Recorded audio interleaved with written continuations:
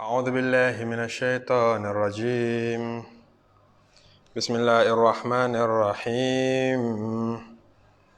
أستغفر الله سبحان الله والحمد لله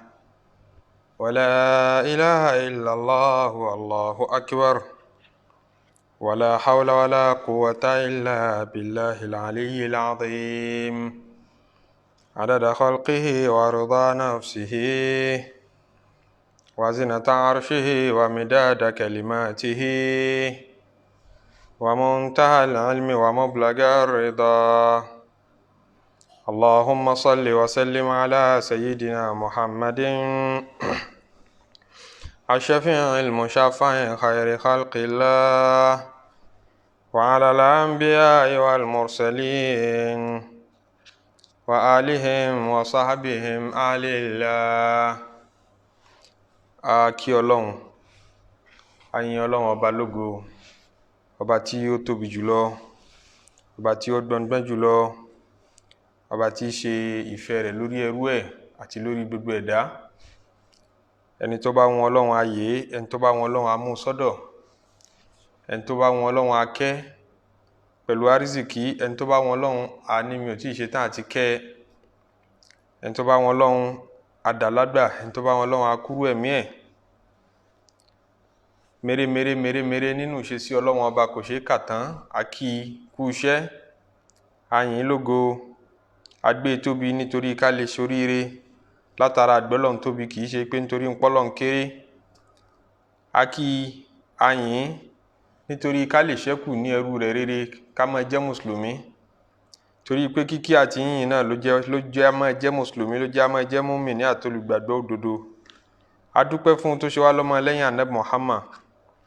A dúpẹ́ fún un tó ṣe wá ní mùsùlùmí. Ọlọ́mọ gba ìsìláàmù yìí lọ́wọ́ wa o.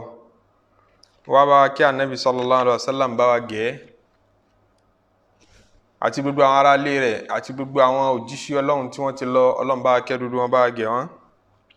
Bẹ́ẹ̀ ni kó bá wa kẹ́ kó sì bá wa gẹ̀ dúdú àwọn tó pẹ̀lú wọn jíṣẹ́ àti àwọn olóore wa lápapọ̀, bẹ̀rẹ̀ látorí àwọn òbí wa àtàwọn àfáà wa. Ọlọ́run bá wa kẹ́ wọn, bá wa gẹ̀ wọ́n o. Má wá gbàgbé àwa náà nínú kẹ́ nígbà tí èsì gbàgbé. Má yọ wá lẹ̀ nínú ọkùnrin wa, nínú obìnrin wa, tí gbogbo wa máa pàdé láti wá kẹ́kọ̀ọ́ Ọlọ́run, láti wá kẹ́kọ̀ọ́ lára Ànábì sallallahu alaihi wasallam nínú ìgbésí ayé rẹ̀. Ọlọ́run bá ti ń ṣe yìí, jẹ́ á máa mọ̀ sóore nínú ìgbésí ayé wa, jẹ́ á máa bá àánú rẹ̀ pàdé, jẹ́ á máa bá foríjìn rẹ̀ pàdé, jẹ́ á máa bá ọlá pàdé ńbẹ̀ àtọlà pàdé ńbẹ̀. Ọlá títóbi Ọlọ́run. Ibi tí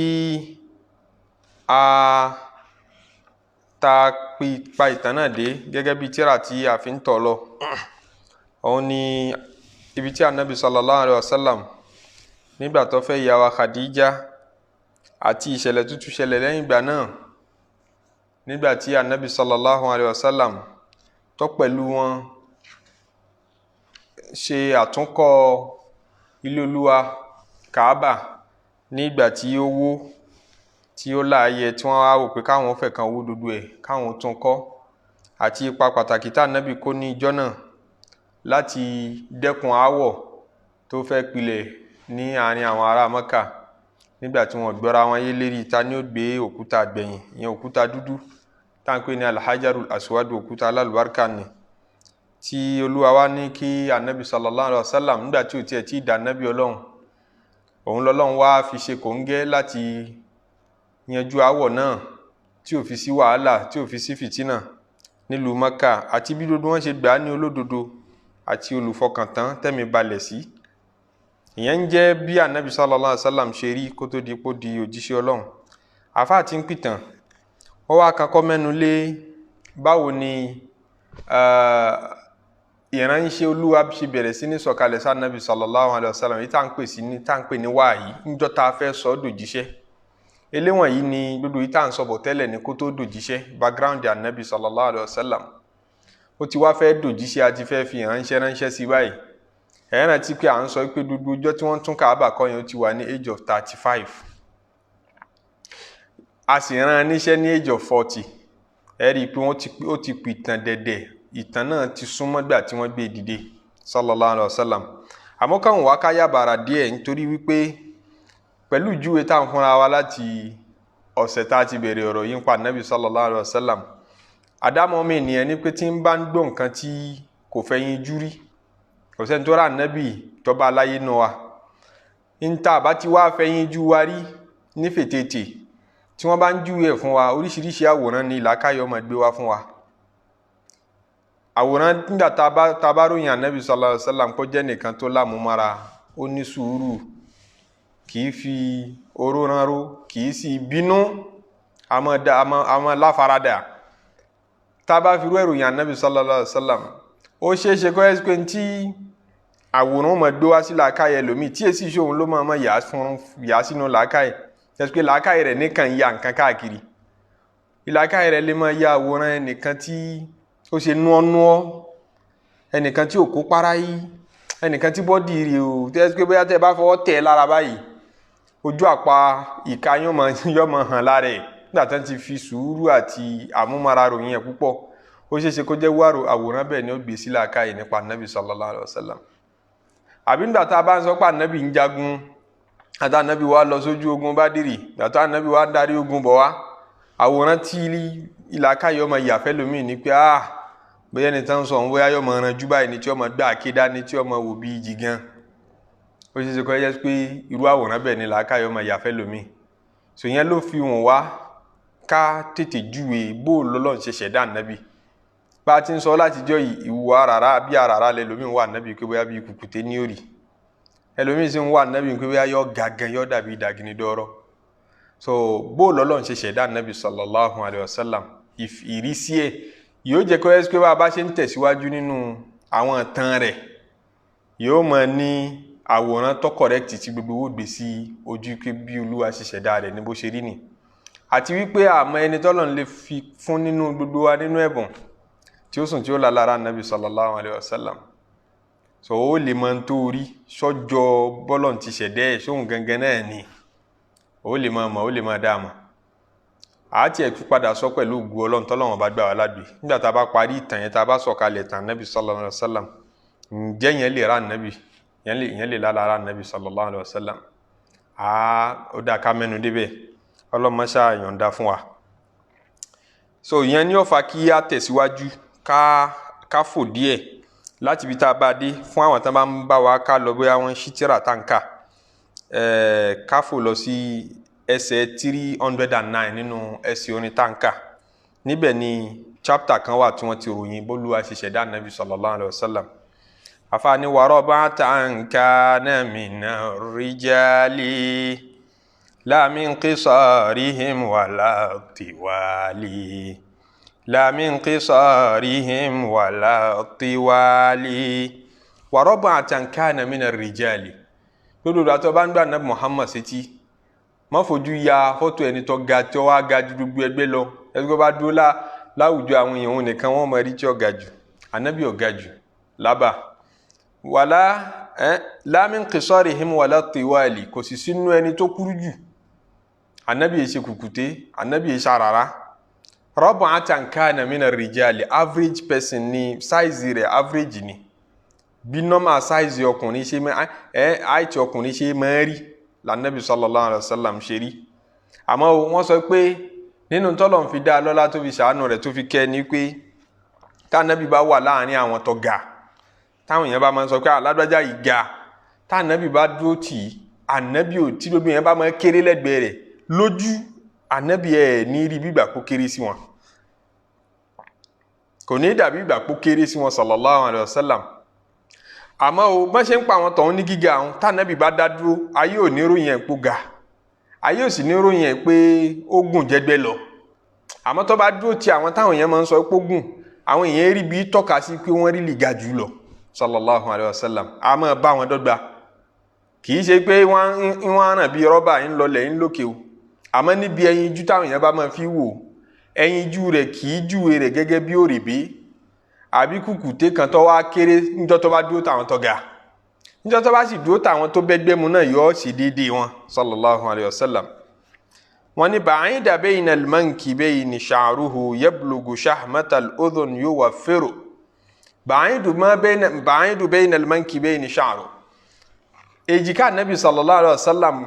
igun èjìká rẹ̀ ọ̀tún àti tòsì, ba'idu bayna al-mankibayni, ó jìnà síra wọn. Yẹn ni pé ìgbáyà rẹ̀ fẹ̀, kìí ṣe nìkan tó kákò. Ẹnpẹ́ lómi ìṣẹ̀dá rẹ̀ ní ọwọ́ òkè báyìí tí ó tẹ̀rẹ̀ ní bóyá tó bá máa tóbi sísàlẹ̀. Ànábì sallallahu alaihi wasallam ò rí bẹ́ẹ̀. Láàrin èjìká kan sí èjìká kan ó fẹ̀, ìyẹn ni pé ó nígẹ̀. Sha'ruhu yablugu shahmatal udhun. Níjọ́ tó bá lálàá rẹ̀ nìkan tó dàbí ọwọ́, ó ti mọ̀ pé kìí ṣe Ànábì ní orí òun sallallahu alaihi wasallam. Wọ́n wá ní sha'ruhu, irun orí Ànábì, yablugu shahmatal udhun, ó gùn débi pé irun orí rẹ̀ gùn débi pé ìmọ̀ débi ẹran yìí, ẹran tó dàbí ọ̀rá yìí tí ń bẹ níbi ibi táwọn obìnrin máa fi wọ́n ṣe pé tí wọ́n máa fi hẹ́rìngì wọn sí. Irun Ànábì sallallahu alaihi wasallam máa débi ibi tí irun orí rẹ̀ gùn dé, ìmọ̀ débi ẹgbẹ́ irun orí obìnrin míì gùn débẹ̀, irun Ànábì máa gùn débẹ̀. Nígbà tí irun rẹ̀ bá tún kéré nù ọ́, yíwá fírùhù, ìgbà míì Ànábì ó darun lẹ̀ dáadáa, yóò dá sí débi pé marrata nígbà míì ukhra tó yàtọ̀ sí ìgbà tí irun rẹ̀ bá mọ́ níbí, fayakunu wafra, tí irun náà gùn dáadáa, yadribu mankibayhi, gúngùn rẹ̀ yóò máa wá kan èjìká. Ànábì sallallahu alaihi wasallam irun orí rẹ̀ máa dé èjìká nígbà míì sallallahu alaihi wasallam. Tí yẹn bá ti rí irun àwọn funfun láwọ̀ bí àwọn Lárúbáwá àbáwọn òyìnbó, èèyàn mọ̀ pé irun wa sábà máa gùn àtọkùnrin wọn àtobìnrin wọn. Àwa láfíríkà ní irun wa kì í gùn tó nǹkan. Tá a bá máa jà á lógun ti pápá sáfẹ́ kó wù kó gùn, tá a dá sí. Tó bá jọkùnrin irun ó kàn máa ti gèlètè lọ sókè báyìí ni, kò ní wá sálẹ̀. So Ànábì sallallahu alaihi wasallam irun rẹ̀ gùn dé èjìká. Ya'lu dhahrahu, ìmọ̀ lékè lẹ́yìn báyìí, yẹn ni pé máa kan ẹ̀yìn. Bí irun obìnrin náà ṣe máa kan ẹ̀yìn yẹn, irun Ànábì sallallahu alaihi wasallam máa gùn débẹ̀. Níjọ́ tẹ́mi ọkọ̀ọ̀kọ̀ rí irun ọkùnrin tó gùn tó tiẹ̀ bóyá kò tó báyìí kò tó èjìká gan, àwọn kan débi. Àyà mi já gidi níjọ́ náà. Níjọ́ mo lọ embassy Saudi, mo wà ní Abuja. Níjọ́ náà mo lọ gba visa Saudi, tí ń lọ Saudi lọ kẹ́kọ̀ọ́. Ẹni tó mú visa jáde gẹ́gẹ́gẹ́gẹ́ láti inú ilé, irun rẹ̀ débi. Bí mo ṣe ń fọwọ́ kan gba visa tí inú mi ń dùn pé visa tí mo ti fẹ́ gbà láti jọ́ ìtí mo ti jókòó l'Abuja bí ọ̀sẹ̀ méjì, visa jáde. Ìdùnnú visa yẹn ò sí lára mi mọ́. Àyà mi já, ọkàn mi lọ sókè pé àlìjẹnú lélẹ́yìí àbẹ́yàn ọkùnrin tí irun rẹ̀ débi, ìrírú ẹ̀rí láyé. Báyà á ṣẹ̀wá délẹ̀ ládùúgbò á rí pé ọ̀nà máa kódà àwọn àbá àdánkọ́ wa ń kiri irun mi dé ọrùn nù wọn. Ànábì sallallahu alaihi wasallam irun tiẹ̀ náà dé àmọ́ kan èjìká, kódà àmọ́ sọ̀kalẹ̀ sí ẹ̀yìn ọrùn. Wọ́n á ní yahliku ra'sahu li'ajli nusuki wa rubbama qassarahu fi nusuki wa rubbama qassarahu fi nusuki. Ànábì sallallahu alaihi wasallam yahliku ra'sahu li'ajli nusuki. Ànábì a máa fárí li'ajli nusuki nígbà tó bá ṣe hajj ní àbí umrah, tó bá ṣe ìjọsìn méjèèjì yẹn, a máa fa ká Ànábì ó fárí. Ànábì a máa fa gbogbo orun yẹn tí ó fárí dán. Wa rubbama qassarahu fi nusukin, kódà nígbà míì tó bá ṣe hajj àbí umrah ó lè má fa, kó ẹ sí pé gígẹ̀ ni yọ́kàn gé irun yẹn kù yọ́gẹ̀, kò ní fa. Méjèèjì ni máa ṣe. Tí ń túmọ̀ sí pé táwa náà bá ṣe umrah àbí hajj, kò sí ìta lè ṣe ń bẹ̀. Wa qad rawahu la tuda'u nawasi illa li'ajli nusukil mahasi. Wa qad rawahu, àwọn tán gba ìgbà wá, wọ́n gbà wá pé la tuda'u nawasi kò tọ́ ká máa fárí illa li'ajli nusukil mahadi, àyàfi tó bá yẹ pé hajj nìkan ni à ń ṣe. Ìyẹn ni pé àfáà yìí ń try láti kọ́ wa lẹ́kọ̀ọ́ kan, ìdájọ́ fíkíù táwọn àfáà kan fà mọ́ra wọn lọ́wọ́. A rí nínú àwọn àfáà àwọn Málíkíyà, àwọn kan tán sọ pé àwọn kórìíra kí ọkùnrin kì í túṣe obìnrin, wọ́n sọ ò kọkùnrin ọmọ fárídán, kọkàn wá alábẹ kan wá fá orí rẹ̀ kọ́ wá dán kọ́ mọ̀ sínú ń bẹ̀ mọ́. Wọ́n ní mọ̀kìrúhù ní lọ́dọ̀ àwọn kórìíra ẹ̀ pé kọ́ ọmọ fárídán wọ ọkùnrin tí è ṣe pé hajj ló ṣe, tí è ṣe pé illa li ajli nusukil mahasi, tí è ṣe pé umrah ló ṣe, tí è ṣe hajj, láwọn ìjọsìn tí Islam ti sọ pé àfẹ́kọ́ fárí àmọ́ kọkàn ó ká irun orí mi yìí kún jù mọ́ fẹ́ fà kọ́ wá fà dán kọ́ dán pátá kọ́ mọ̀ sí kankan bẹ̀ mọ́ tí èyí ṣe pé ó kàn gẹ́ ogé kù wọ́n láwọn kórìíra ẹ̀ nítorí pé àwọn ẹlẹ́bọ àwọn olóòṣà láti dáadáa nínú ayé bí à ń fárí dán ìṣesí wọn ni àwọn ìfẹ́ nírun lérí Sunna Islam sì ní pé báwọn ẹlẹ́bọ bá ti ń ṣe appearances wọn àtàwọn àṣà wọn ká má gbìyànjú àti jìnnà sí kódà bí n tán ṣe wọn ọba burú jù náà àwa tún lè wá style míì pé jẹ́ káwò sí tiwa báyìí gbà táwọn ti ṣe báyìí káwò sí báyìí ká sàmọ́ ìyàtọ̀ sí wọn ṣèǹdà táwọn ẹlẹ́bọ tí máa fárí dán a fẹ́ kí wọ́n mùsùlùmí náà tún máa fárí dán mọ́ àmọ́ àwọn ọ̀rọ̀ tí àwọn àfáàní sọ kò lẹ́rìí tó nǹkan láti inú al-Qur'an kò sì lẹ́rìí látọ̀dọ̀ anabi sallallahu alayhi wa sallam àwọn èèyàn ń fárí lójú ayé anabi àwọn èèyàn sì ń gérun lójú ayé anabi ò sì sọ pé gígé ni kẹ́ ẹ má gérun ẹ má fárí kò sọ bẹ́ẹ̀ tóbìnrin ní ó dàbí ìgbà pẹ́nu fẹ́ kò sí pé ǹjọ́bìnrin lè fárí kó kàn wọ́n kí mo láìkì kí n dán rí kìí ṣe kó wọ́n gẹrun o kó wọ́n kàn dán rí kán sì wá bíléèdì àbábẹ́fẹ́lẹ́ kí wọ́n dẹ̀ fa kí gbogbo ó dẹ̀ dán tí èyí ṣe pé ó ní pírọ́blẹ́mù bóyá kòkòrò ń dà á láàmú lérí àbí nǹkan kan ọkàn òun kọ́ fárí dán so ọ̀pọ̀lọpọ̀ àfáà ìsìláàmù dúró lórí pé kọ̀tọ́ pé kọ̀tọ́ àwọn kan pé makiruhu pé kọ̀tọ́ yẹn àwọn ò rí pé ní haramu pé bóyá yọ gbẹ̀ṣẹ̀ o torí àwọn ò rí ẹ̀rí jẹ́mi ìṣó tó fẹsẹ̀ múlẹ̀ pé haramu ńláńlá ni àmọ́ àfẹ́ bẹ́ẹ̀ àwọn kan sì dúró lérí pé haramu ni ẹ̀ṣẹ̀ ń bẹ ń bẹ wallahu a'lam. afáwa ni abuyadu qad shuriba humratan alat wa fi sahihi azharu lawni thabat wa fi sahihi azharu lawni thabat wala nabi sallallahu alayhi wa sallam abuyadu gbogbo ọjọ́ tí imagination bá ń wá fún ọ pé bó la nabi rí gan bó la nabi rí tá bá ń sọ̀rọ̀ ẹ̀ lọ jẹ́ kí oríṣiríṣi imagination máa wá fún ẹ àmọ́ má jẹ́ kó gbéyàn dúdú wá fún ẹ wà nábì ò dúdú o àbúyádù àwọ̀ rẹ̀ funfun àmọ́ kọ̀dù ṣúríbà humratan pàṣẹ wá ló funfun yẹn náà ó tún pọ́n rẹ́súrẹ́sú kò funfun dàbí àwọn òyìnbó kò sì tún wá pọ́n nípọn bí àwọn Indian àbí Sri Lanka àti bẹ́ẹ̀ bẹ́ẹ̀ lọ sọ ànábì wà láàrin méjì ó fún àwọ̀ rẹ̀ funfun àmọ́ funfun yẹn tún ó ní pupa nú tí sì jẹ́ kí ọkùnrin ọrẹ wà náà nù kò ní jẹ́ sí pé àwọ̀ rẹ̀ ọkàn á funfun bí aláìsàn àbáláàrẹ̀ yóò tún ní pupa nú. wà fi sahihi azharu lawni thabat nínú àdìsí tó lálàáfíà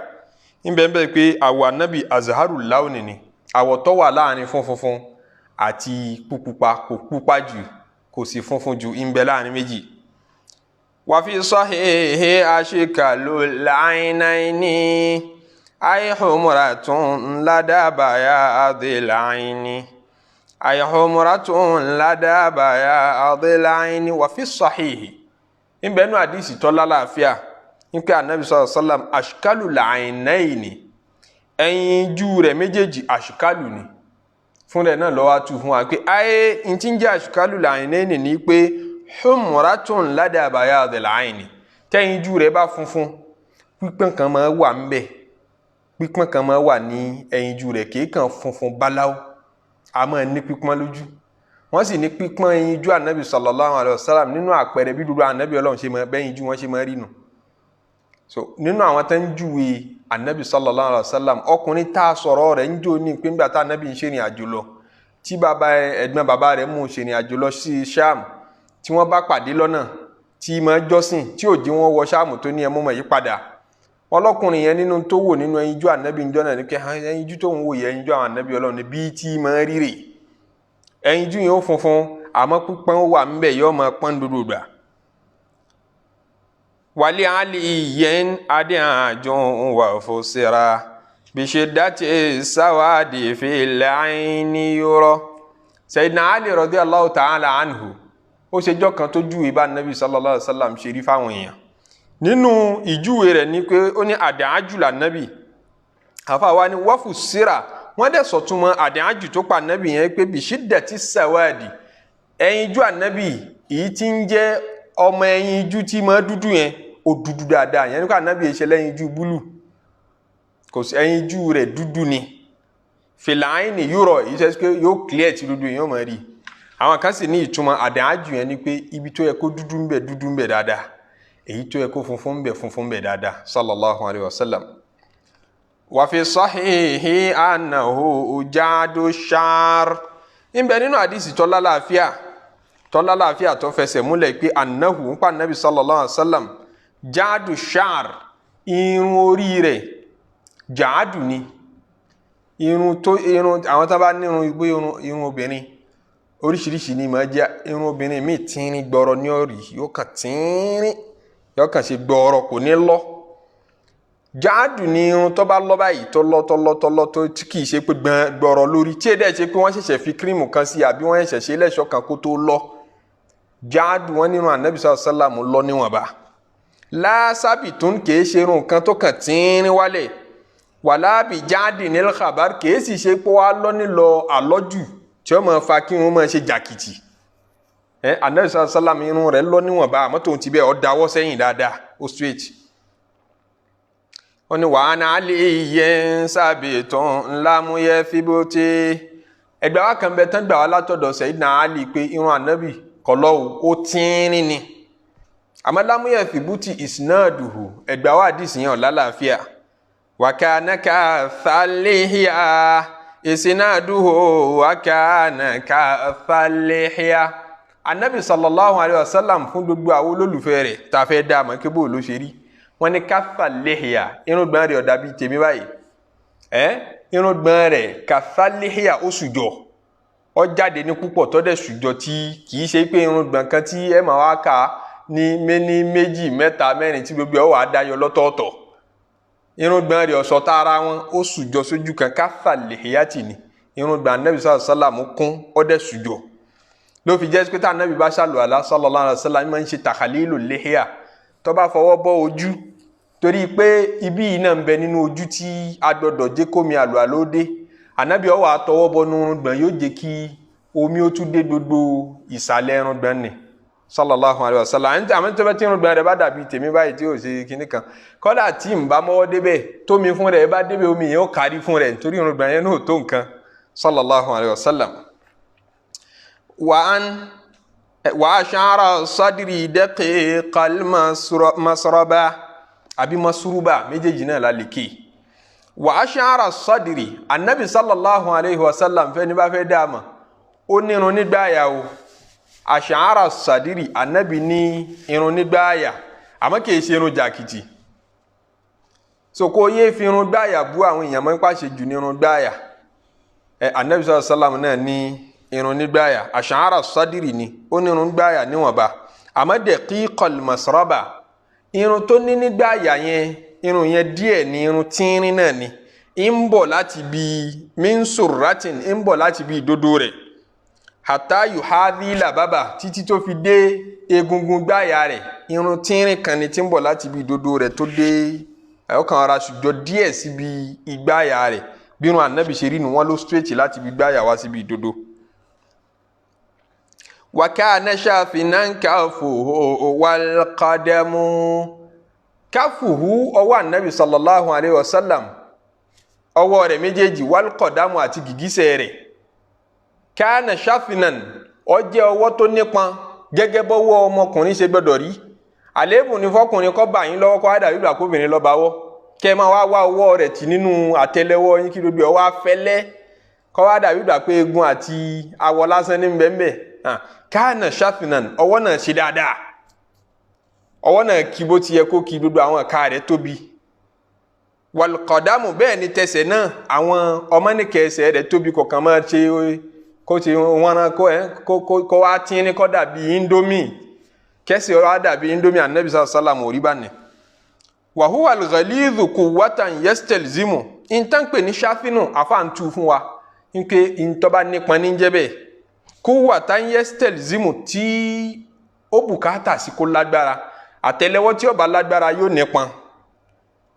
ẹsẹ̀ àgìgísẹ̀ tí ó bá lágbára yóò nípọn ní déédéé yìí tó jẹ́ tọmọlúàbí wọ́n ní bá Ànábì sallallahu alaihi wasallam ṣe rí nù description yìí lọ́ọ́ máa fi imagine Ànábì sallallahu alaihi wasallam bá ti ń sọ̀tàn rẹ̀ lọ. idha masha ka'annama yanhatu fi sababin min sundin yahutu min sababin fi sababin min sundin yahutu idha masha tá Nábì bá rìn lọ tó bá lérí rìn ka'annama yanhatu ń ṣe lẹ́ṣẹ̀ bí yanhatu ń bọ́lẹ̀ látòkè yẹn ní kíṣẹ́ ẹ̀wọ̀n kíta bá ní oríṣiríṣi ìrìn lọ́wà ẹlòmí ọmọ rìn lọ yóò dàbí ìgbà pé igi múùvù ni bí ó ṣe máa rìn lọ ni ẹlòmí ọdẹ tàyà síta ìrìn ọlọ́lá ìrìn ń fàárí yóò da apá méjèèjì lẹ̀ báyìí ni yọmọ apá ní ọmọ atẹ́gùn ní ọmọ fẹ́ apá fún rẹ̀ so ka'annama Ànábì yẹn ní báwọn ìrìn rẹ̀ ka'annama yanhatu fi sababin bí ẹni tí ń bọ́lẹ̀ látòkè tẹ́mọ bí orí ẹni tí ń bọ́lẹ̀ látòkè ó ṣe tẹ̀ba bẹ́ẹ̀ ni tá Ànábì bá rìn bẹ́ẹ̀ ni ìrìn rẹ̀ ìmọ̀ tẹríba ni wọ́n ní yahutu idha masha ka'annama taqalla'a Ànábì sallallahu alayhi wa sallam yahutu yóò máa gbẹ́sẹ̀ ńlẹ̀ idha masha tí bá rìn ka'annama taqalla'a min sakharin yóò wá dàbí ìgbà pé èèyàn ń gbẹ́sẹ̀ ilé olókùúta tí yẹn wá ń gbẹ́sẹ̀ lẹ́yọ kọ̀ọ̀kan bẹ̀ báyìí ṣe mọ̀ pé àmọ́ kásẹ̀ ńlẹ̀ tán ni níbi tí ó bá ṣe gbágungbàgun àbí ká sọ pé àgbàrá ń bẹ ńlẹ̀ àbí ẹrọ̀fọ̀ ń bẹ ńlẹ̀ ṣe mọ̀ pé nìkan kì í wọ́sẹ̀ ńlẹ̀ níbi tẹ́gbẹ́ tí ẹrọ̀fọ̀ bá wà ẹ mọ̀ gbé ẹsẹ̀ ńlẹ̀ tán pátápátá kẹ́ tó gbé mi lélẹ̀ kẹ́ tó gbé lélẹ̀ ẹgbẹ́ gbé ńlẹ̀ pátápátá tẹ́ tún gbé lélẹ̀ tún gbé ńlẹ̀ pátápátá bá Ànábì sàlám ṣe máa nínú ìmọ̀ gbẹ́sẹ̀ ńlẹ̀ kì í wọ́sẹ̀ ńlẹ̀ àlébù ni fọkùnrin kọ́ máa rìn kọ́ máa wọ́sẹ̀ ńlẹ̀ kódà obìnrin kò yẹ kírin rẹ̀ rí báwọn ká tó wá pé ọkùnrin ìrìn Ànábì jáfáfá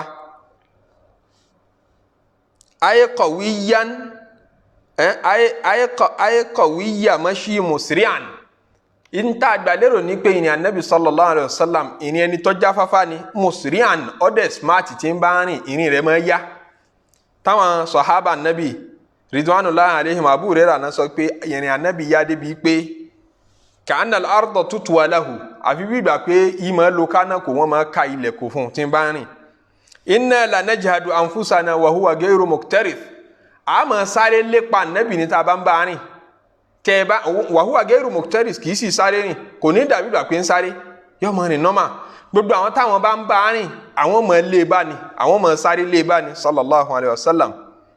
bí ìrìn rẹ̀ kì í ṣe nìkan tí ń wọ́ra ńlẹ̀ kì í ṣe nìkan tí ara rẹ̀ wá wíìkì wá ṣe jọ̀lọ̀jọ̀lọ̀ nígbà tá a ti ló ní sùúrù ọlámúmára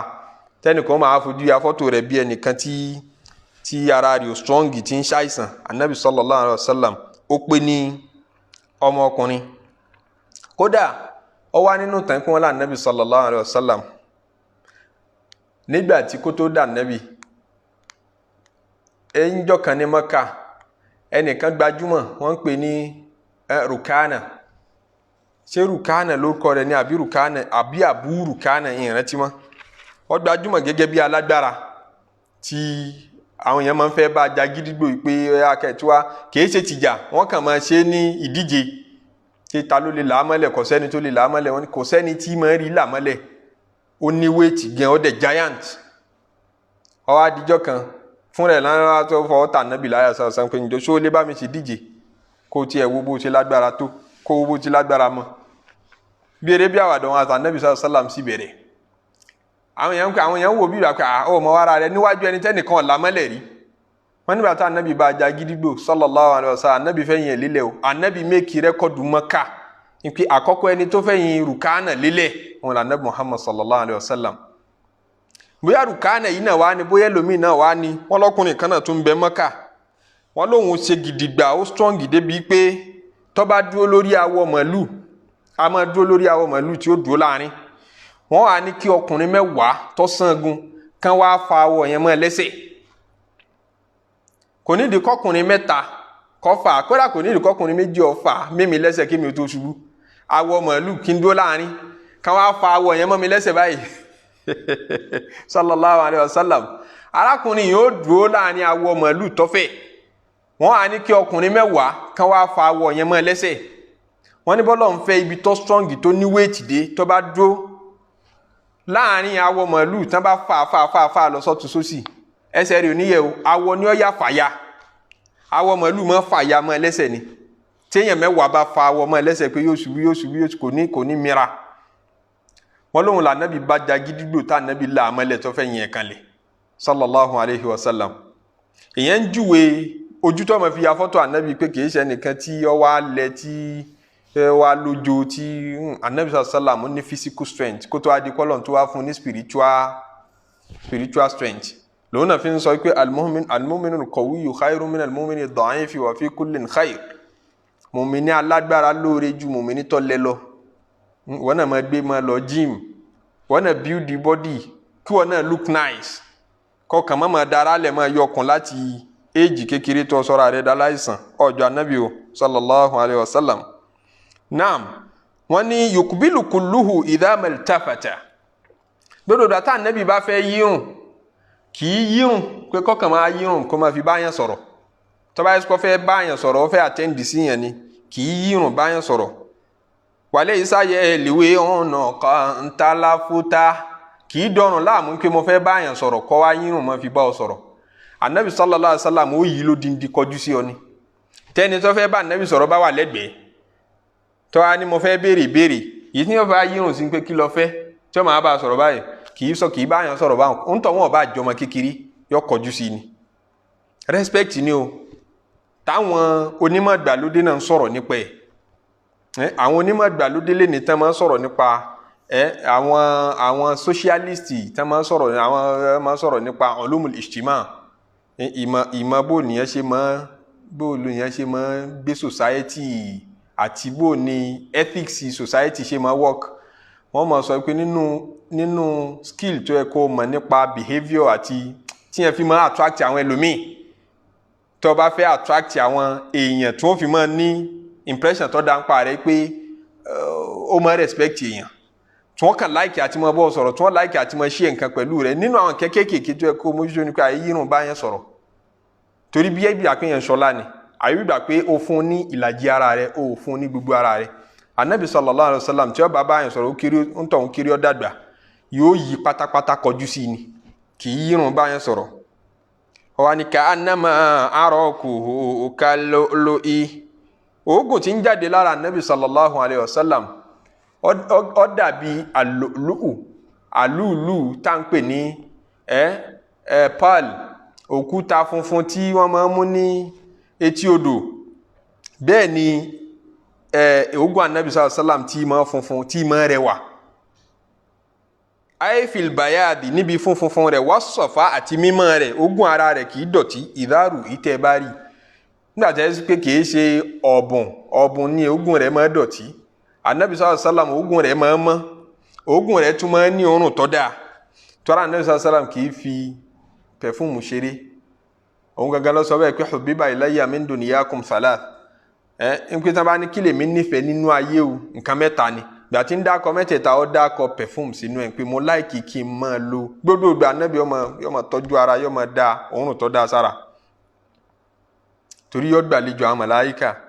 àwọn ẹ̀mí wọ̀nyẹn sì nífẹ̀ẹ́ òórùn tó dáa anabi kórìíra òórùn tí ó bá dáa sallallahu alayhi wa sallam ló fi sọ pé bẹ́ẹ̀ bá wá sí jímọ̀ níjọ́ jímọ̀ ẹ̀ ń láti lo pẹ̀fúmù wá òun gangan ò fẹ́ gbọ́ òórùn burúkú kò sì fẹ́ káwọn èèyàn máa gbọ́ òórùn burúkú lára ara wọn ó sì sọ fún wa pé innal malaikata àwọn màláíkà tata'adha mimma yata'adha minhu al-bashar nǹkan tí máa ní àwọn èèyàn lára gbogbo nǹkan tá a máa rí tí máa kó wa ń rira a máa kó àwọn màláíkà náà nírira alayhi salatu wa salam táwọn màláíkà náà bá wá mọ́ṣáláṣí àwọn tán bá wá kírun nínú wọn àwọn tán kọ́ṣẹ́ wa nínú wọn ká máa gbọ́ òórùn tí kò dáa kì í bá wọn lára mu ló fi jẹ́ pé bá ṣe ìjọsìn á kírun ni kódà bá ṣàdúà àti bẹ́ẹ̀ bẹ́ẹ̀ lọ òórùn tó dáa nítorí àwọn ẹ̀mí rere kó lè wà ní ìtòsí wa anabi sallam òórùn ara rẹ̀ máa dáa òógùn ara rẹ̀ náà wọ́n ní bí àlúùlù ní tajma'uhu Ummu Sulaym taj'alu ìyá wa kan nínú àwọn sàhábà tán pè ní Ummu Sulaym òun tún máa gba òógùn lára anabi sallallahu alayhi wa sallam bó ní ti gbà aṣọ tá anabi bá làágùn sí kóògùn yóò tó gbẹ yóò wá fún omi yẹn fi PBUH yóò lọ fi sínú pẹ́ẹ̀fù tí ń lò tùràrí tí ń fi sára nílé yóò tún lọ kan omi ògùn anabi síbẹ̀ torí omi àlùbáríkà ni kì í ṣomi lásán fahuwa láàmúrí afúdọ́lù afáàní mo fìṣẹ́mí mi búra omi tó lóore ni omi tó lálùbáríkà lómi náà yaqulu man yan'atuhu ma qablahu aw ba'dahu ra'aytu qattun mithlahu. Ali ọmọ Abi Tọ́líbì lóròyìn ànábì ńjọ́ kan ni wọ́n ń pòwí ọ̀rọ̀ yìí máa ń pé àwọn tán ròyìn rẹ̀ sọ wípé àwọn ọ̀rẹ́ dà kan tó dáa bíi rẹ̀ ṣáájú ẹ̀ àti lẹ́yìn ẹ̀ láti ìgbà tó ti fayé lẹ̀ ojú àwọn èyí ọ̀kan ẹ̀dá kan tó lóore tó dẹ́tọ́ rẹwà tó dùn rí tó dàbí ànábì sallallahu alayhi wa sallam. èyí jẹ́ níwọ̀nba nínú ìròyìn bó ni ànábì sallallahu alayhi wa sallam ṣe rí torí ìjọ tí ọba lálàrí tèmi náà ọba lálàrí sallallahu alayhi wa sallam ọmọ àwọn ká eléyìí ṣe déédéé bọ́n ti lórí gẹ́lẹ́ náà ni mo rí yìí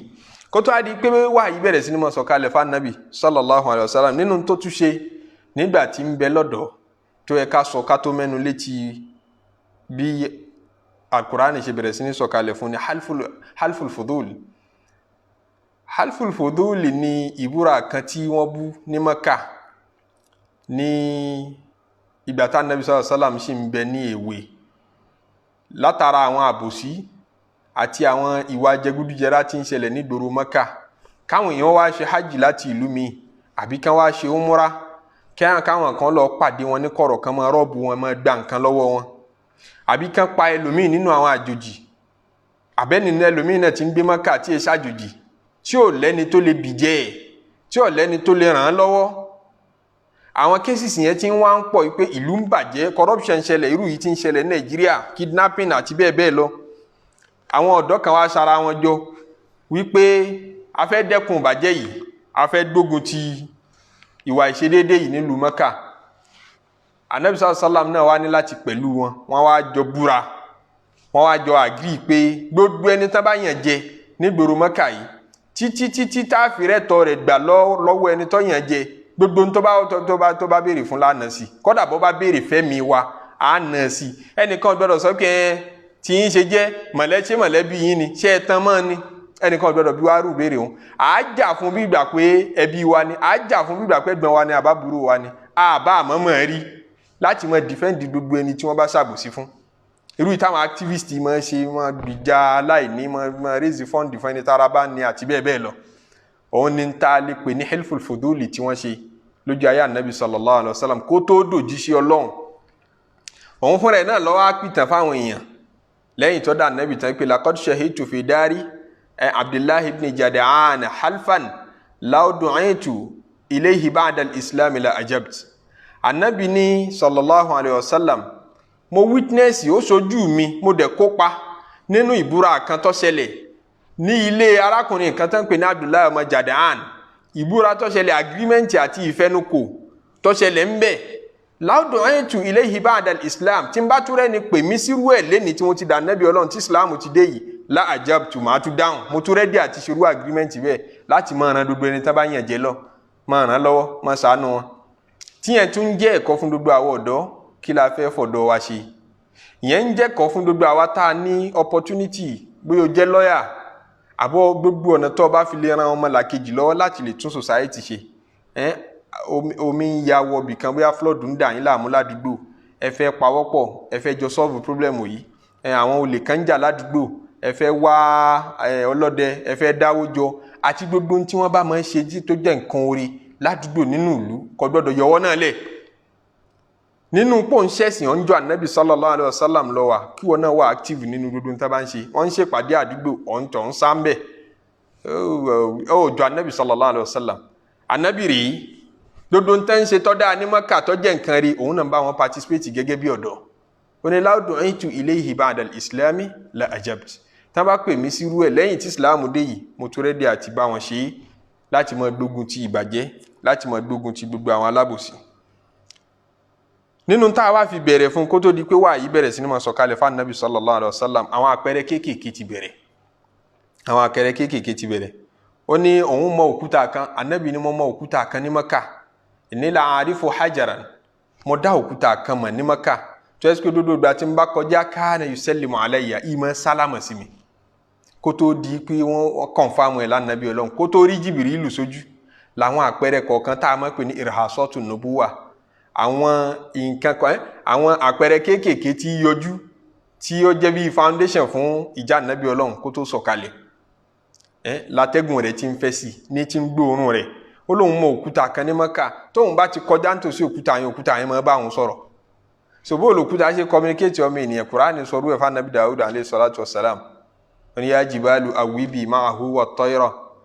ya jibalu awwibi ma'ahu wat-tayru wa alanna lahu al-hadid ìwọ òkúta ẹ̀yin ẹyẹ ẹjọ́ máa bá nàbí Dawud ṣàzíkìrì tá nàbí Dawud bá ti ń ṣàzíkìrì òkúta ń bá wí ẹyẹ ń bá wí ń bẹnu Al-Qur'ani bẹ́ẹ̀ so ajá sí pẹ̀lú ìtọ́lọ̀ ṣe fà nàbí Dawud ó ṣe bẹ́ẹ̀ fà nàbí Muhammad sallallahu alayhi wa sallam òkúta ń bẹ Mẹ́kà tẹ́sí olùdó tá nàbí bá kọjá lára rẹ̀ ìmọ̀ sálámà sá nàbí sallallahu alayhi wa sallam kìí ṣòkúta nìkan atúrí hadisi tàwọn igi náà nípa nàbí sallallahu alayhi wa sallam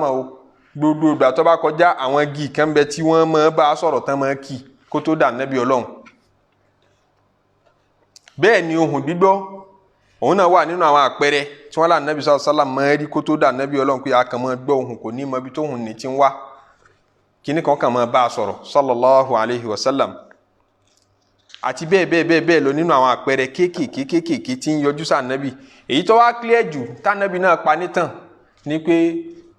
in tí wọ́n fi bẹ̀rẹ̀ fóun tó wá yanjú jù ni pé òun ò ní lálàá kan kọ́ mọ́ ṣe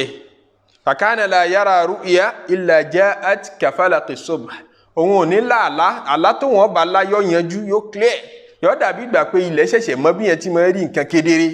bẹ́ẹ̀ lòun ṣe máa rí nǹkan lójú àlá ní tí ó bá ṣẹlẹ̀ tí wọ́n ṣe pé àlá ànábì ní juz'un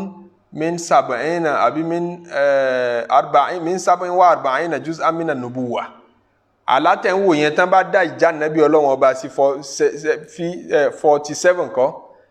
àlá kò kàn bẹ́ẹ̀ àlá la máa fi bẹ̀rẹ̀ iṣẹ́ fáwọn ànábì Ọlọ́run yọ kàn máa rí pé gbogbo nǹkan tó ń bá rí yọ máa wá sí ìmúṣẹ yọ dẹ̀ máa rí kedere ni kò ní dàrú kò ní rí obìnrin lójú àlá kọ́ wá jẹ́ hospital láyàn ọba ṣe ọkùnrin ni yóò ṣẹlẹ̀ lérí bó ti rí gẹ́lẹ́ ẹni tó rí gẹ́lẹ́ iná ni ó wá sí ìmúṣẹ sallallahu alayhi wa sallam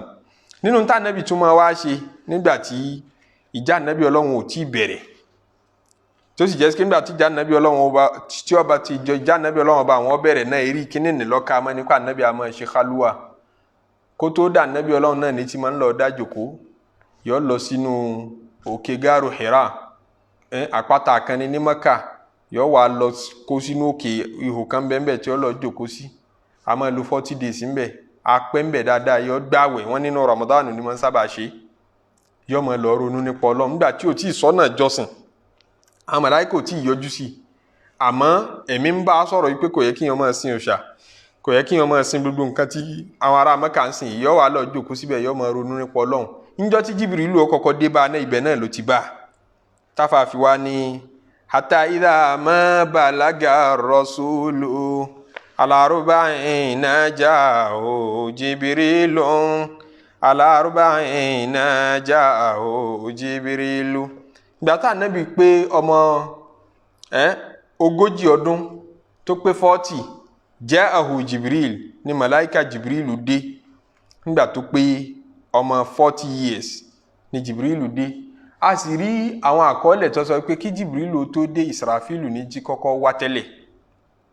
torí 13 years la Nábì lò á padà ká débẹ̀ ọdún mélòó la Nábì lò Mẹ́kà 13 years ló lò ní Mẹ́kà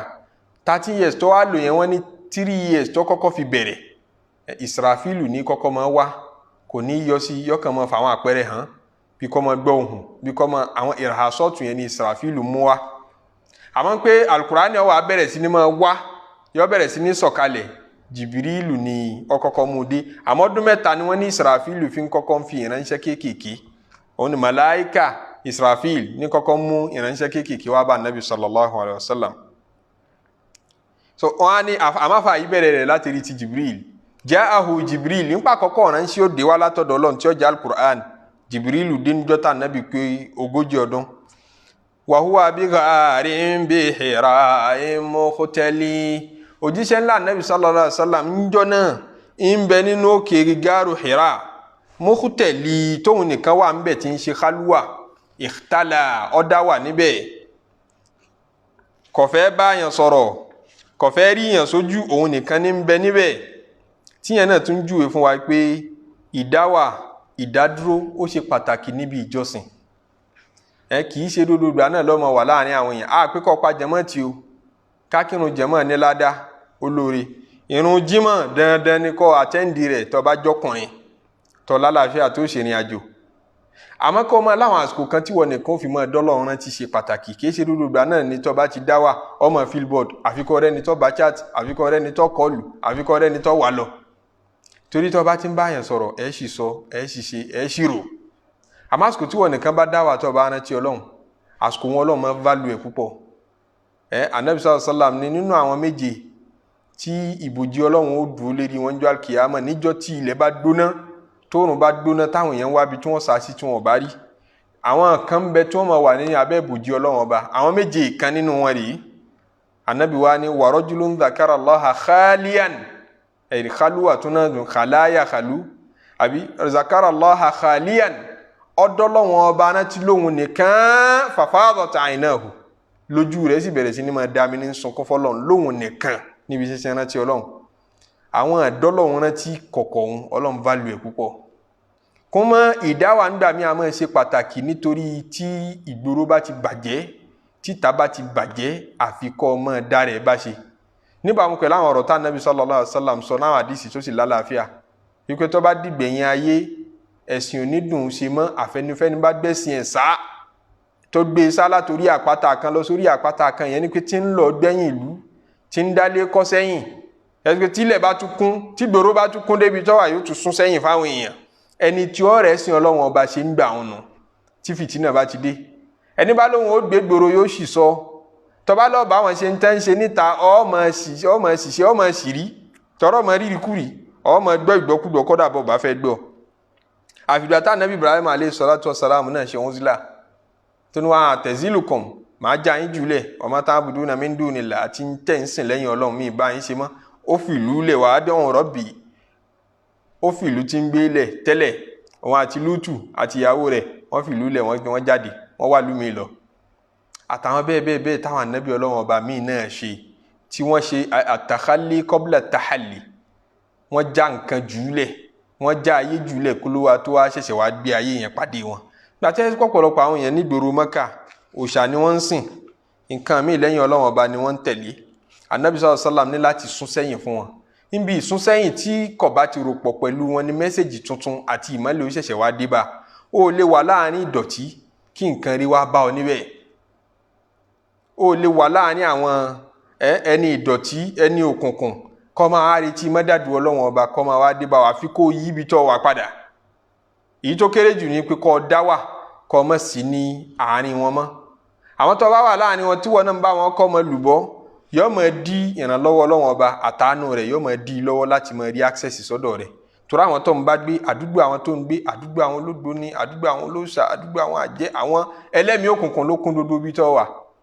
ìwọ náà ò ní tètè máa rí mọ́dàdù tó dáa tọ́ra tẹ́gùn rí ọ̀fẹ́ níbẹ̀ ni ìbínú Ọlọ́run rìn káàkiri àdúgbò tí ò ń gbé ó ṣeéṣe kí wọn náà máa fara gbé ń bẹ̀ ríyádọ̀ yìí lànàbí máa ṣe sallallahu alaihi wasallam ń tán pé ríyádọ̀ ní exercise bó ní kó o ṣe train mind rẹ̀ bó ní kó o ṣe train ara rẹ̀ nígbà tó bá rí pé ẹ̀ṣẹ̀ kan bẹ tọ́lẹ̀ mọ́ lára tí ò fẹ́ jábọ̀rọ̀ ó nídìí kó o máa dára rẹ̀ isolate kó o máa dára rẹ̀ bá ṣe kó o máa dá Ọlọ́run ọba gbọ́yé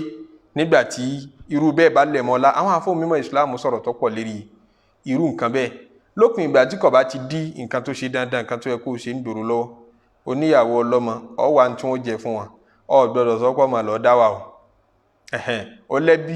ọ gbọ́dọ̀ sokùn ẹbí papọ̀ àti bẹ́ẹ̀ bẹ́ẹ̀ lọ àmọ́ lẹ́yìn tó bá ṣe gbogbo tí ó ṣe dandan tó sọ̀rọ̀ yẹn nìtàn tásìkò bá yọ ọ́lẹ̀ fún wọn láti mọ rí i pé kì í ṣe olùgbà náà lọ́kàn mọ́ wá yẹn lọlé mọ́ lọ ṣe fàájì assembly ẹ̀ rojọ́ 3 hours ó tún pé kọ́ọ̀lù kan ẹ̀ tún rojọ́ ẹ̀ tún ṣe chatting kan ẹ̀ tún rojọ́ gbogbo nǹkan tíbi tí yẹn ti máa ṣe lọ́wọ́n ọba wọn tó bá yẹ pé ní oní táìmù fún ọ̀dà kó o máa ṣe nǹkan pè ní kálúwà kó o máa dáwà kì í ṣe èyí tó ní mọ́jẹ̀mú pé o gbọ́dọ̀ jẹ oúnjẹ kan o gbọ́dọ̀ rí kinní kan o gbọ́dọ̀ ọ̀yẹn kọ́ là ń sọ kó o máa dáwà níwọ̀ nìkan láti máa rántí Ọlọ́run ọba wallahu alam anabi sallallahu alayhi wa sallam wá bẹ̀rẹ̀ bẹ́ẹ̀ táfà yìí ń ṣàlàyé fún wa pé kánà yàtẹ́lì anabi máa dáwà níbẹ̀rẹ̀ ńjọ́ tí ń dáwà lọ́wọ́ ẹni mẹ́sẹ̀jì yìí dé wá bá ìyẹn mẹ́sẹ̀jì Islam faja'ahu bil wahyi min indil ali Jibril wá mú wá yìí dé wá bá anabi sallallahu alayhi wa sallam látọ̀dọ̀ Ọlọ́run ọba àlékè ọlá fi yawmi lithnaini wa kana qad khalat min shahri mawlidin thamanin thabat min shahri mawlidin thamanin thabat. Níjọ́ tí wá yóò dé wá bá Nabi sallallahu alayhi wa sallam ó jẹ́ ìjọ́ Monday. Ṣé mọ̀ pé níjọ́ tá bí náà jẹ́ Monday gẹ́gẹ́ bá ṣe sọ sẹ́yìn. Níjọ́ tá tú wá fi ránṣẹ́ sí tá kọ́kọ́ al-Qur'ani ó kọ́kọ́ sọ̀kalẹ̀ sí. Tí connection láàrin sánmà àti ilẹ̀ ó ṣẹlẹ̀. Ní pé Olúwa ti bẹ̀rẹ̀ sí ní bá ilẹ̀ sọ̀rọ̀ padà. Ó ṣẹlẹ̀ ní ìjọ́ Monday. Inú kòtò yẹn náà la Nabi wà níjọ́ náà. Wa kana qad khalat min shahri mawlidin thamanin in thabat. Oṣù tá wà yìí tá wọ́n bí Ànábì sallallahu alayhi wa sallam oṣù yìí náà al-Qur'ani sọ̀kalẹ̀. Yani pé ń tá lè wò oṣù yìí lára kọjá bíbí Ànábì nìkan. Kódà tá bá celebrate al-Qur'an ń pé àkọ́kọ́ sọ̀kalẹ̀ al-Qur'an oṣù yìí ni wọ́n lọ sọ̀kalẹ̀. Bó ni ó ṣe ní jóṣù yìí? Ṣebí nítorí pé wọ́n ti sọ pé Ànábì sallallahu alayhi wa sallam nígbà tó pọ̀ mọ́ 40 ọdún ńlá bẹ̀rẹ̀ sí ní fọ̀rọ̀ ránṣẹ́ sí. Ẹni tá wá bí nínú oṣù yìí tẹnu kò pé oṣù Rabiul Awwal wọ́n bí kódà bẹ́ẹ̀ ni ò kò síjọ́ tí wọ́n bí tẹnu ò sì kò síjọ́ tó kú à ń bọ̀ wá sọ bẹ́ẹ̀ ni ò ṣe kò síjọ́ tí ó kú náà àmọ́ ẹnu kò sí pé oṣù yìí ló kú ẹnu kò sí pé oṣù yìí ni wọ́n bí ẹnu kò sí wípé oṣù yìí náà ló ṣe hijira wọ Madina oṣù yìí náà oṣù tán bá bí yẹn ṣá nìyẹn mọ̀ pé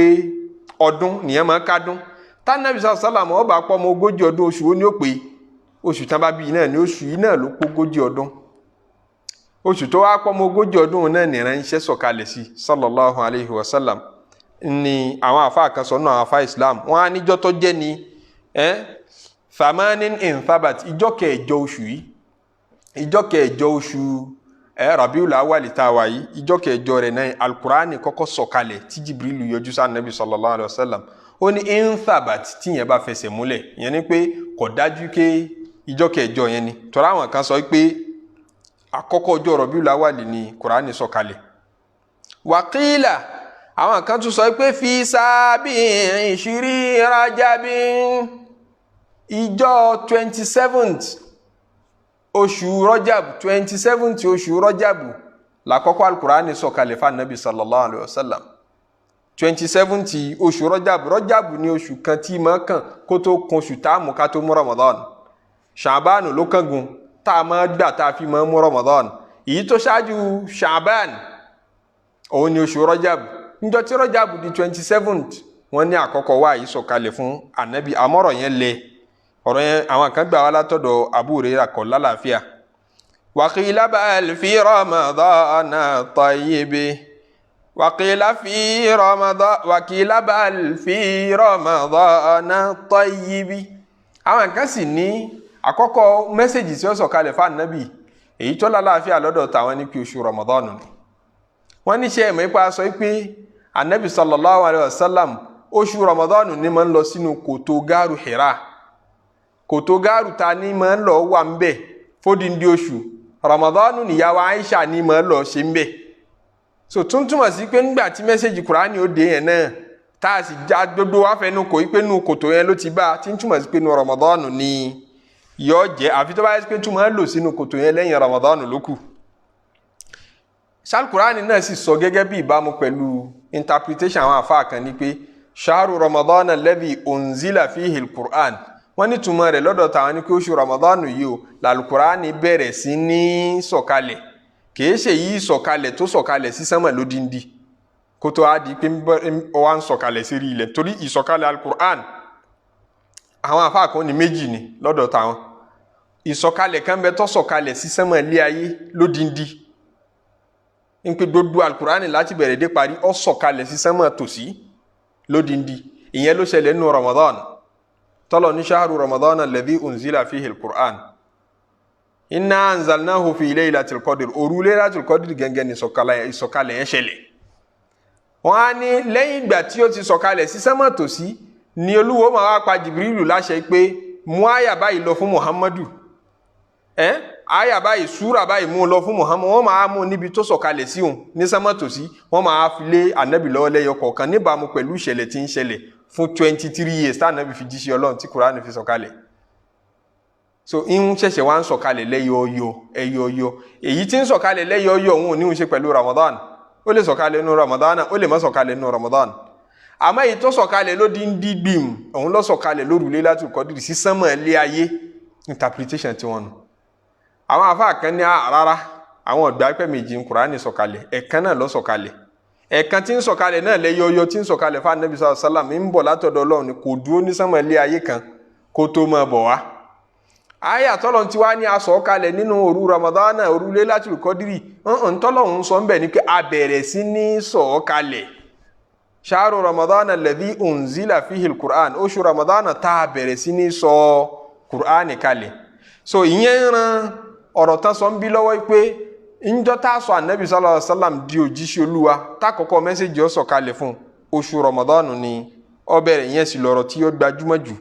láwùjọ aláàfà wallahu alam oni qala lahu qara fil mirari yujibunu tiqama biqari yujibunu tiqama biqari Jibrilu sọ fún Ànábì pé ikra ó yá máa kà ìyẹn àyà tó kọ́kọ́ sọ̀kalẹ̀ pé ikra bismi rabbika alladhi khalaq máa kà ní orúkọ Olúwa rẹ ọba tó ṣẹ̀dá alladhi khalaqal insana min alaq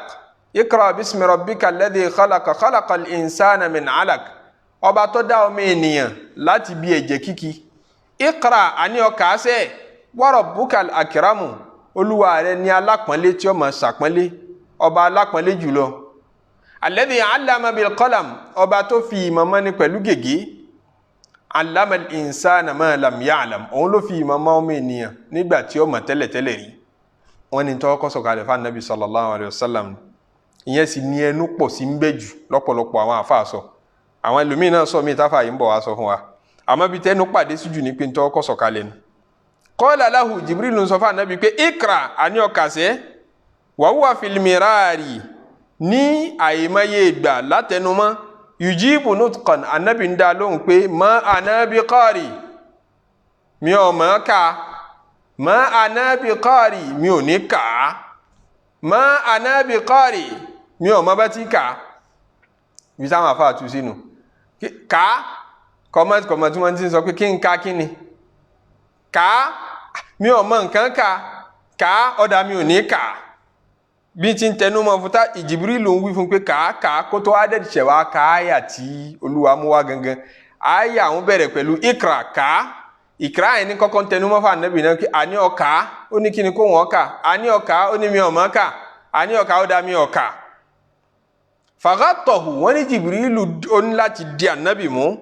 ọ wá níwèé ènìyàn lákọ̀ọ́kọ́ tó wá ìwé ènìyàn l'Ànábì rí sallallahu alaihi wasallam faghatọ̀hù ọ wá di Ànábì mú ó fún thalathatan lẹ́ẹ̀mẹ́ta hatta balagal juhda títí tó fi ní Ànábì lára ó ní lára ó mí jìgìjìgì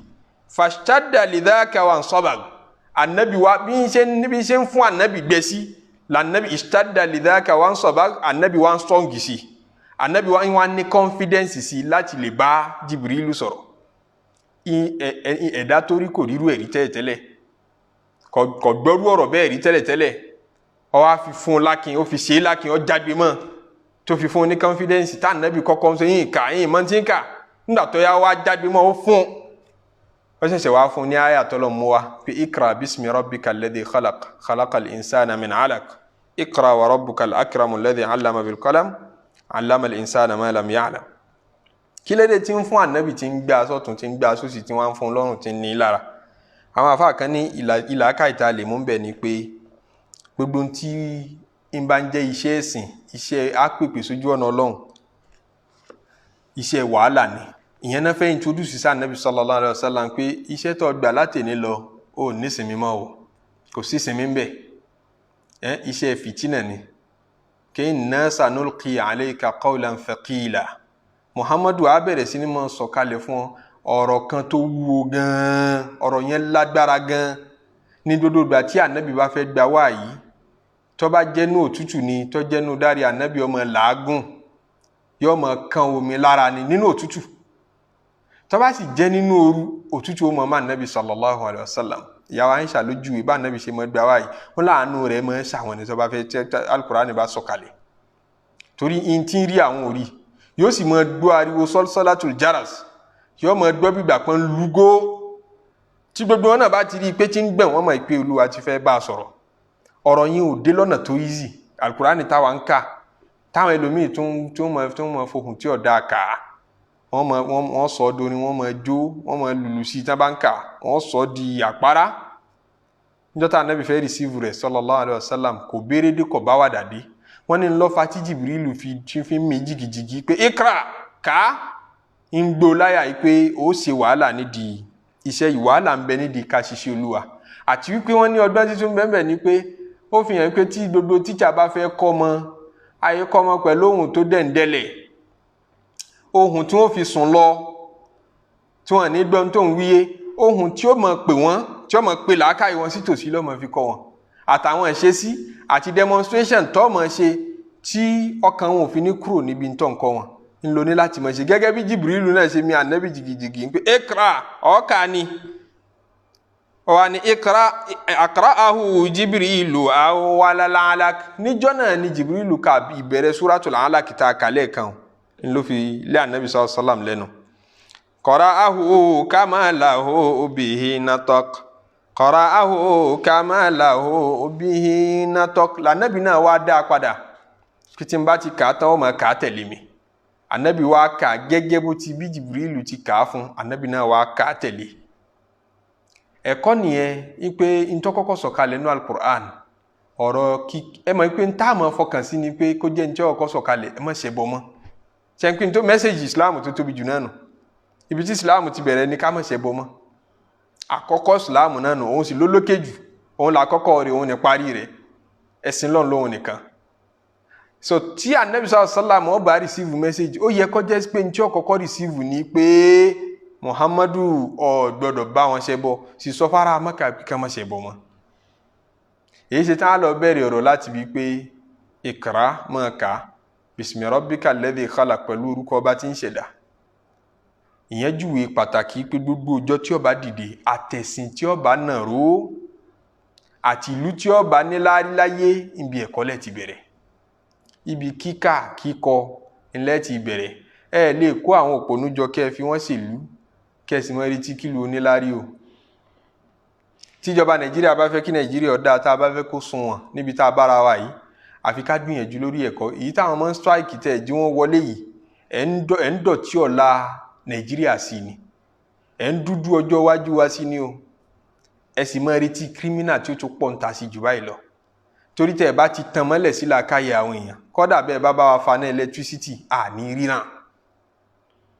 ìlàákà ilẹ̀ bá wa faná sí tẹ́ bá faná sínú làákà ìwà tí iná bá wọbẹ̀ dáadáa tí ìmọ́lẹ̀ wọbẹ̀ ẹ̀yin ẹ gbàgbé electricity àwa gangan àwọn ọmọ tẹ́ faná sínú làákà ìwọn àwọn ni wọ́n mọ̀ innovate ń pé ok electricity tẹ́ ń sọ yìí gan ayé ti kúrò lórí ká máa ṣẹ̀ṣẹ̀ máa lo epo ká máa lo nǹkan kan fi máa generate iná ayé ti bọ́ sórí solar nǹkan míì tó tún kù lẹ́yìn solar ni wọ́n máa lọ innovate wá fún yín nígbà tẹ́ ti faná sínú làákà yìí ọmọ tẹ́ bá kọ́ ọ̀pọ̀lọpọ̀ àwọn ọmọ tẹ́ ń ṣe yahoo tán bá draft English ẹ̀ mọ̀ ká English àwọn ilé ìgbádùn ju ti CEO company mi gan lọ àwọn tán lu jìbìtì nì kìí ṣe pé wọn kẹ́kọ̀ọ́ láàbọ̀ wọn kẹ́kọ̀ọ́ láàbọ̀ ni kìí ṣe pé wọn kọ́ rárá àmọ́ kò sí mọ́lẹ̀ nù làákàyè yẹn kò sí mọ́lẹ̀ nù brain ìmọ́lẹ̀ níjọba ò fà síbẹ̀ ìmọ́lẹ̀ tẹ́ bá fà sínú brain ni ó kọ́ ọmọ ní ethics ìwọ ọmọlúàbí àti ilé kéwú ni o àti ilé ìwé tẹ́ bá ti kọ́ lẹ́kọ̀ọ́ tó yanjú ẹ̀kọ́ tí yẹn máa fi ṣayé tí ẹ ṣe kọ́ pé mo kàn háwé lásán mo kàn há textbook lásán mo ṣe wáyéèkì mo ṣe nẹ́kò mo gba first class parí ẹ̀kọ́ tí máa jí kọ́ mọ́ farabalẹ̀ ẹ̀kọ́ tí ó wọnú ara èèyàn tí ìgbésí ayé rẹ̀ ó yí padà tí wọ́n ní nítorí ń pọ́ kẹ́kọ̀ọ́ ìyàtọ̀ bá lé ayé rẹ̀ ìgbésí ayé rẹ̀ yàtọ̀ sí tẹgbẹ́ irú ẹ̀kọ́ bẹ́ẹ̀ ni máa gbé nation dìde tá a bá gbé Yorùbá nation dìde àbí Nigeria nation lápapọ̀ ẹ̀kọ́ làkọ́kọ́ ìmọ̀ làkọ́kọ́ kìí ṣàìmọ̀ kan ẹ lè gbọ́ nínú tàn ayé pé nation kan bẹ tó dìde successfully tí wọ́n sì ráyé ṣe jẹgbẹ́ wọn lọ táwọn ajálá ìmọ̀ kan ẹ lè gbọ́ nínú tàn kò ṣẹlẹ̀ bẹ́ẹ̀ nílùú èbó gbogbo àwọn ìlú tó ga láyé tá à ń wò wọ́n lókè òun kò síbi tó ti ṣẹlẹ̀ bẹ́ẹ̀ wọ́n kọ́kọ́ ja ìmọ̀ kan lógun náà kódà nígbà tá Ànábì sallallahu alaihi wasallam dé Mádínà àìmọ̀ kan náà lọ́jà lógun bẹ́ẹ̀ kí ara Mádínà mọ̀ kọ wọn mọ̀ ká ẹni tí ó bá ti mọ̀ kọ tí ó mọ̀ ká ẹ lọ wọ ẹni tí ó kọ gbogbo àwọn tí wọ́n wá kó lójú ogun Bádìrì nínú àwọn kèfèrí wọ́n tú wọn lẹ̀ pẹ̀lú májẹ̀mú pé ṣé wọ́n mọ nǹkan kọ́ èèyàn mẹ́wàá bí wọ́n ti máa kọ nǹkan kọ́ èèyàn mẹ́wàá bí wọ́n ti máa ka nǹkan tán bá ti mọ̀ tán bá ti yanjú àtúwọ́lẹ̀ máa padà sí Mákà rẹ̀ ìṣẹ́rú mọ́ láwọn kèfèrí tán kó lójú ogun. bá Nábì ṣe bẹ̀rẹ̀ sí ní ẹdúkéètì àwọn èèyàn ní Mádínà tó fi là wọ́n lójú tó fi sọ wọ́n dẹni tí ń kọ tí ń kànú. àfi kíjọba owó gbọ́ngbọ́n kan ṣe bẹ́ẹ̀ fún wa. mẹ́sẹ̀gì Islam tó kọ́kọ́ pilẹ̀ Al-Qur'ani ni pé Iqra, ìyẹn ni pé kò sáyè fólódo nínú Islam. gẹ́gẹ́ bí mùsùlùmí kò yẹ kó jólódo ká tó wá pé kó tó wá pera rẹ̀ láàfáà. ẹ̀ ń pèpè sójú ọ̀nà Islam wá ní àwọn òkèwú tó nǹkan àmọ́ agbọ́lọ́hún yé níbo ni wọ́n hàn sí. òkè ni ó mọ̀ ké yọ yanjú bó bá ti ké tó bá ti yanjú sí nìmọ̀nà rẹ̀ ó mọ̀ pọ̀ sí. ó ní kà á dáadáa wa rabbukal akram Ọlọ́run mọ̀ sàpọ́nlé rẹ̀ tó bá ti ń kà ó ní mọ̀ ká àbùkù káàkiri. àfààní wa kawnu dhal awwala fahuwa al-ashharu ń pé àyà tí a kà yí àyà Iqra bismi rabbikal ladhi khalaq ń pé òun là kọ́kọ́ ń tọ́ kọ́kọ́ sọ̀kalẹ̀ nínú Al-Qur'ani fahuwa al-ashharu ìyẹn lọ̀rọ̀ tó gbajúmọ̀ jù ẹ̀ rí i pé náà lọ̀pọ̀lọpọ̀ ń wí. àmọ́ wá qila bal ya ayyuhal mudaththiru wa qila bal ya ayyuhal mudaththiru. àwọn kan sọ pé Iqra bismi rabbikal ladhi khalaq kọ́kọ́ lọ́wọ́ kọ́ sọ̀kalẹ̀ ya ayyuhal mudaththiru ńlọ́wọ́ kọ́ sọ̀kalẹ̀ àmọ́ ọ̀rọ̀ yẹn ò lálàáfíà tó nǹkan. ya ayyuhal mudaththiru sọ̀kalẹ̀ nígbà tó ní tí àkọ́kọ́ sì sọ̀kalẹ̀ fún Ànábì sallallahu alaihi wasallam pé Iqra bismi rabbikal ladhi khalaq òtútù tó máa Nábì ń jọ́tọ́ ọkọ̀ rí Jibril òtútù tó mú ó kó sí dààmú ó kó sí wàhálà nígbà tó délé tí ń sọ fún Khadija pé ó dáṣọ bò mí òtútù mú mi táwọn ń daṣọ bò tán faṣọ lérí aṣọ lé ìgbà tí Jibril ló mú mẹ́sẹ̀jì kejì dé ni wọ́n sọ pé yá ayyuhal mudassiru àpè wá arákùnrin tí ń pé ẹ dáṣọ bò mí ìyẹn dé lẹ́yìn tí alákọ̀ọ́kọ́ ti kọ́kọ́ wá. so wọ́n lẹ́kẹ̀ẹ́jì tí Ànábì sallallahu alaihi wasallam wá rí Jibril lọ́wọ́ béèrè lọ́wọ́ ẹ̀ pé mo fẹ́ rí ọbọ́lọ̀ ti dá ọ gangan ni Jibril ṣẹ̀ṣẹ̀ wá fi rẹ̀ hàn. ẹ̀mẹ́jì sí ni wọ́n lá Ànábì sallallahu alaihi wasallam rí Jibril níbo ti rí gẹ́lẹ́ níbo ti rí gangan ẹ̀mẹ́jì wọn lórí rí bẹ́ẹ̀. àkọ́kọ́ ọjọ́ níjọ́ yá ayyuhal mudassiru yìí mo fẹ́ rí ọbọ́lọ̀ ti ṣẹ̀dá rẹ̀ gangan tí ò ní jẹ́ ìwà ènìyàn lọ́mọ wa yọ wá wo ènìyàn táwọn èèyàn ní rí Ànábì nìkan ní ọmọ rí bí ti sábà wà nù. àni mo fẹ́ rí ọbọ́lọ̀ ti dá ọ gangan ó ṣẹ̀ṣẹ̀ wá yíra padà ló ṣẹ̀ṣẹ̀ wá gbáwọ̀ màláíkà wọ̀. wọn là Ànábì ní òun wo ọ̀tún òun wò sí gbogbo bí tóun wò lókè báyìí ìyẹ́ rẹ̀ lòun wò ká òun ò rí nǹkan míì mọ́ ìyẹ́ rẹ̀ nìkan ni. ó ṣẹ̀ṣẹ̀ wá ń tún yíra padà ní wọ́n ń kéré bọ̀ wá díẹ̀díẹ̀ summa dana fatadalla ìwọ̀n ń súnmọ́ Ànábì ìwọ̀n ń súnmọ́ nígbà tí ń yíra padà tí ń dé nìyẹn padà. kódà wọn ní bá Ànábì ti rí Ànábì dákú bó ti rí bí Jibril ṣe kò rẹ́ dà tó massive tó bẹ́ẹ̀ rí kò rẹ́ dà tó fìrì gbọ̀n tó wá tó bẹ́ẹ̀ tí gbogbo ayé ẹ̀ já ọ́ dákú láti bẹ̀ fún rẹ̀ lọ́wọ́ di ènìyàn padà ló wá tún Ànábì gbé dìde gbogbo yẹn wọ́n fi ń prepare mind rẹ̀ láti jẹ́ iṣẹ́ Olúwa láti ṣe é lákìn. ẹ̀kejì tí ó tún Jibril rí bẹ́ẹ̀ òun nígbà tán ló ṣe Isra wal Mi'raj tó ní ìrìn àjò yanu tó ní lọ sánmà ní Jibril gbé àwọ̀ Jibril bọ́lọ̀ ti ṣẹ̀dá rẹ̀ gẹ́gẹ́ ló gbéwọ̀ tó fi gbé Ànábì ní sallallahu alaihi wasallam. naam afáwa ni waqila bal fatihatul kitabi àtúrà àwọn àfá Islam kan táwọn sọ pé kódà kìí ṣe ya ayyuhal mudassiru lọ́wọ́ kọ́ sọ̀kalẹ̀ kìí sì ṣe Iqra bismi rabbikal ladhi khalaq lọ́wọ́ kọ́ sọ̀kalẹ̀ ìntọ́ kọ́kọ́ sọ̀kalẹ̀ lọ́dọ̀ tàwọn ni ya ayyuhal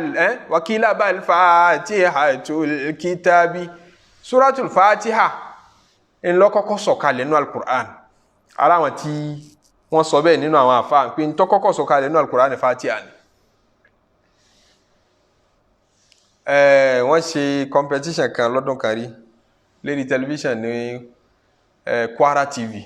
nílọrin Kwara TV lásìkò sàárì Ramadan àwọn ọmọ primary school àwọn Islamic school wọ́n máa kó wọn wá sórí TV wọ́n máa ṣe debate fún wọn ṣe competition lẹ́ni tó bá win. ìbéèrè tí wọ́n á béèrè lọ́wọ́ àwọn ọmọ ni pé kí ló kọ́kọ́ sọ̀kalẹ̀ nínú Al-Qur'an àyà wo ló kọ́kọ́ sọ̀kalẹ̀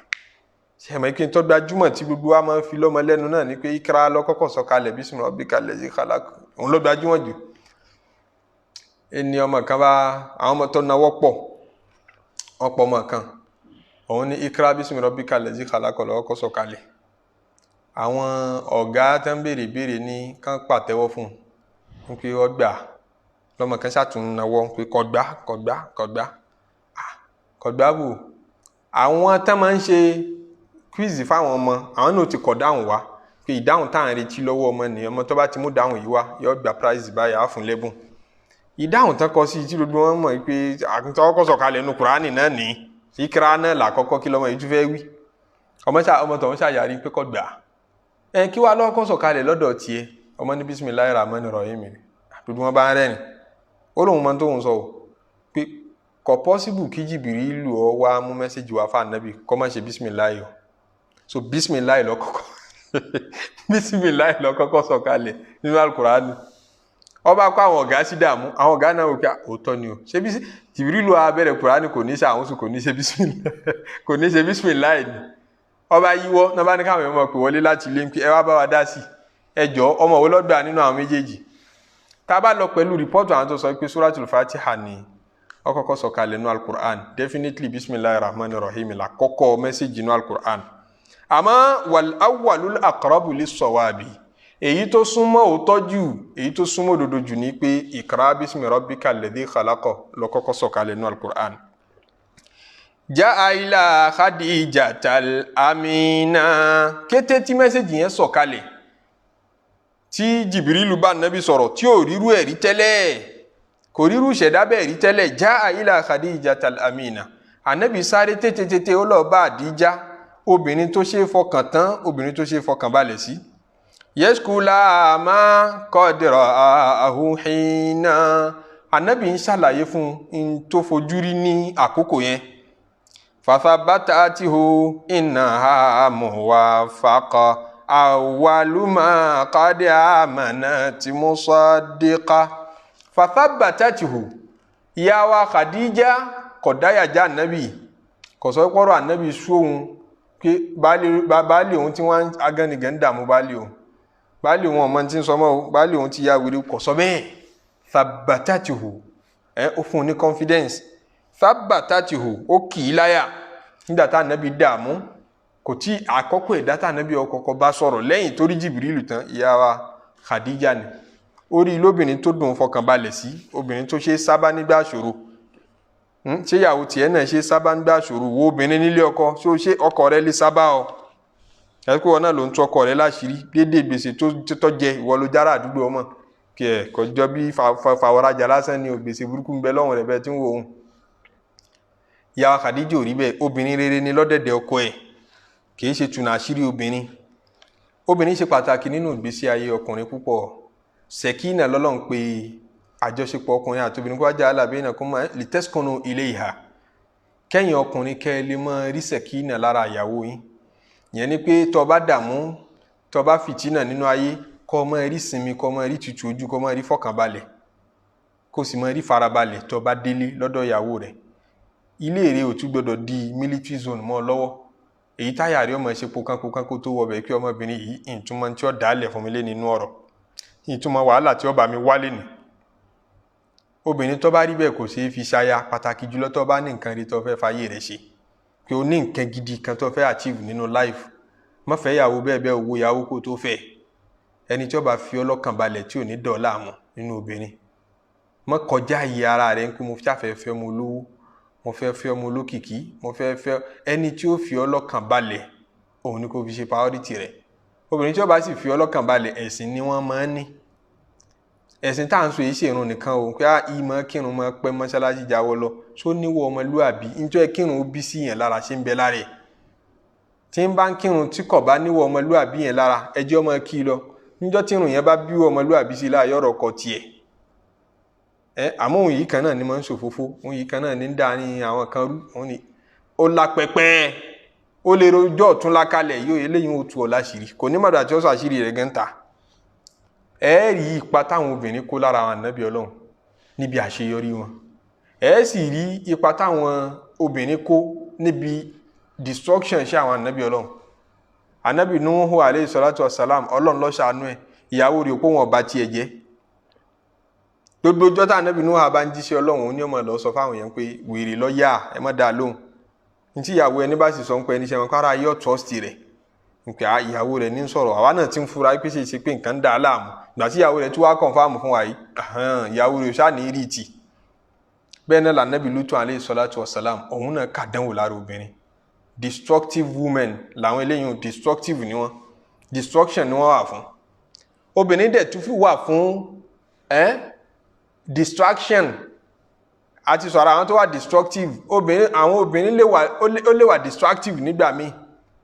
Ẹ sì pé ẹwà Ànábì Yusuf alayhi salatu wassalam. Obìnrin tó dá láàmú, obìnrin yẹn ò dá láàmú nítorí pé ká Ànábì Yusuf má bàa rí ìjà Ànábì rẹ̀ ṣe. Kí ló kẹ́ léyìn pẹ̀lú ìjà Ànábì Yusuf ń gbà náà. Ìntọ́sá kan oníkà àní sábà mi láṣepọ̀. Ọlọ́run ló yọ Ànábì Yusuf alayhi salatu wassalam. Ẹ wá wà Ànábì Musa, obìnrin ló tún tiẹ̀ ṣe. Ìyá rẹ̀ lọ́lọ́run fi ṣe sábàbí rere. Níjọ́ tí wọ́n bí tí Fìràún náà fẹ́ pa àwọn obìnrin, supportive women nù. A ti sọ̀rọ̀ àwọn destructive, a sọ̀rọ̀ àwọn distractive, àwọn tí ó distract rẹ̀, àwọn tó wà supportive nínú àwọn obìnrin tí ó gbé ọ débi tó ń lọ. Ìyá Ànábì Musa alayhi salatu wassalam, Olúwa fi ṣe sábàbí rere nínú ìgbésí ayé rẹ̀ àti ìrìn àjò ẹ̀. Òun lọ́lọ́run bá sọ̀rọ̀ pé jù ú sómi, kọjọ́ lọ níyàn. Tó bá ṣagídí tó ní òun ò ní jù sómi, ṣe mọ̀. Àwọn tán wọlé pa àwọn ọmọ káàkiri níjọ́ náà. Ọmọkùnrin lẹ́bí ẹmú wá, wọ́n sì yìn lọ́rùn pa. Àwọn tán wọlé pa àwọn ọmọ òṣèṣe kí wọ́n yìn lọ́rùn pa. Ó rí ìránṣẹ́ Ọlọ́run ọba kí ọmọ tó bí yẹn ṣe bó fẹ́ kí wọ́n pa ó ní bẹ́ẹ̀ ni jù ú sódò. Kò wá sọ pé ṣebí kó lè yè náà ni mò ń wá káàkiri ẹ tún ní ju nǹkan mi sódò mi ò ní fọwọ́ ara mi pọ́ mọ́ mi o. Kò já mẹ́sìgì Ọlọ́run ọba níyàn. Ìyẹn l'Ànábì Musa alayhi salam fi ṣoríire lára ẹ̀. Ànábì Musa ti ṣoríire lára sísítà rẹ̀. Èyí tó bá wọn tọ́ dàgbà tó bá wọn gbà á. Níké mo mẹni tó lè bá yín fọmọ yìí lọ́mú. Bẹ́ẹ̀ náà nìyàwó tá Ànábì Musa alayhi salatu wassalam fẹ́. Ṣe bá ń pìtàn yẹn níjó ní ìta bára wa sọ̀rọ̀ pé ẹni tó ṣe sábàbí tá Ànábì Musa fi níṣẹ́ lọ́wọ́. Nígbà tó ràn wọ́n lọ́wọ́ tó bá wọn pọn mi. Obìnrin yẹn lọ́lọ́ sọ fún bàbá rẹ̀ pé ẹni yẹn lámọ̀ náà ó lóòótọ́. Yá àbátì stàjírù bàbá mi ẹgbàá ṣiṣẹ́. Obìnrin ló tún tiẹ̀ ṣe lọ́lànà fún. Ṣùgbọ́n náà bá ṣí Ọlọ́run àmọ́ lóbìnrin sábàbí. Bí ó bá tì mọ́ náà obìnrin náà Ọlọ́run lè lò ń sábàbí ló fi ṣe pẹ̀lẹ́pẹ̀lẹ́ pẹ̀lú àwọn obìnrin. Ànábì ní rifqan bil qawarir, ẹ ṣe pẹ̀lẹ́pẹ̀lẹ́ pẹ̀lú ìgò ló pa àwọn obìnrin. Ẹ pé tí ìgò bá fọ́ sílẹ̀ ńlẹ̀ ó ní ẹ ṣe pẹ̀lẹ́pẹ̀lẹ́ ìgò wà ńlẹ̀ o, broken bottle wà ńlẹ̀ o. Broken bottle ni obìnrin kó tó fọ́ ìgò ni, tó bá tún fọ́ tán náà ó lè ṣe èèyàn léṣe. Torí ìgò tí ò tí ì fọ́ ẹ mọ̀ take pẹ̀lú kí ẹ̀ kó má bàa fọ́. Bẹ́ẹ̀ ni tó bá tún fọ́ tán náà ó tún lè ṣàkóbá yín, ẹ lè róore ńbẹ̀, ẹ lè rí ṣubú ńbẹ̀. Ànábì Musa alayhi salatu wassalam ṣoríire lára obìnrin, oríṣi náà lára obìnrin. Níjọ́ tí mẹ́sẹ̀jì ó dẹ̀ dé bá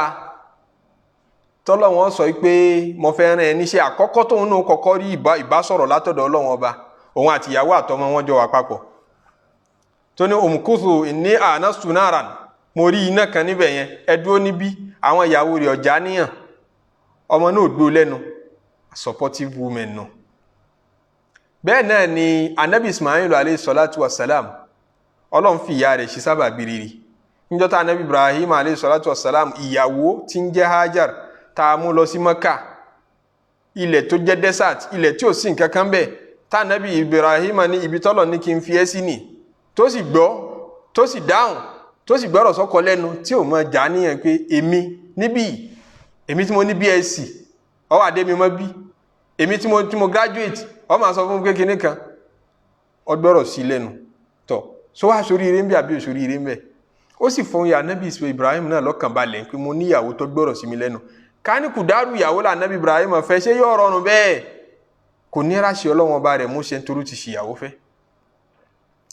Ìgbà tí ìyàwó wá gbọ́ Ànábì Ismail sórí ire látara bẹ̀. Ànábì Ismail dọmọ ọlọ́lá ó dá Ànábì Ọlọ́run ọba nígbà tó rí ìyá rere bí obìnrin lọ́tọ̀ dàgbà. Obìnrin lọ́tọ̀ Ànábì Ọlọ́run ọba dàgbà. Ṣé tó bá fẹ́ kọ́ ya hooligans yóò ti ṣì tọ́ láti kékeré, àmọ́ nígbà tí ìyá náà dá ó sún dé òkè gíga. àrí submissiveness ìyá anabi Ismail alayhi salatu wasalam wà submissive sí Ibrahim. Obìnrin míì nínú relationship kò ní tó fẹ́ offer kò mọ bá ṣe lè advice ọkọ gan pé business báyìí ni ẹja ṣe tọkọ bá níṣòro àbí tó gbé problem kan kalẹ̀ tó bá analyse ẹ̀ kò ìyàwó gan ní mọ́ tó wọ́n sọ sí pé kò wà supportive. Àmọ́ bó bá rí bí wà supportive gbìyànjú kó ṣáàtì ẹ̀ wà submissive mọ́ tún gbé lẹ́nu mọ́ tún fà lẹ́sẹ̀ ṣubú mọ́ mẹ́rin kẹ́ pé ìṣubú rẹ̀ wọ́n náà ló tún jẹ́ sábàbí rẹ̀. Ìyá anabi Ismail tó jẹ́ ìyàwó fún Ibrahim ó sọpọ́tì ọkọ ó sọbmìtì fọ́kọ ó sọpọ́tì ọmọ ó gbọ́mọ lárugẹ òun ló produce anabi Ismail alayhi salatu wasalam. Ismail àwa dàgbà òun náà wá fẹ́ fẹ́yàwó ó wá fẹ́ alákọ̀ọ́kọ́ ó sì fẹ́ níjọ́ tí Ibrahim alayhi salatu wasalam wá kí ní Mẹ́kà kọ́ bá ń lé obìnrin lọ́wọ́ bá ọba yàwó ẹ̀ ń kí ọkọ rẹ̀ dà ó ní ṣé yìí tí nǹkan máa ń rìn lọ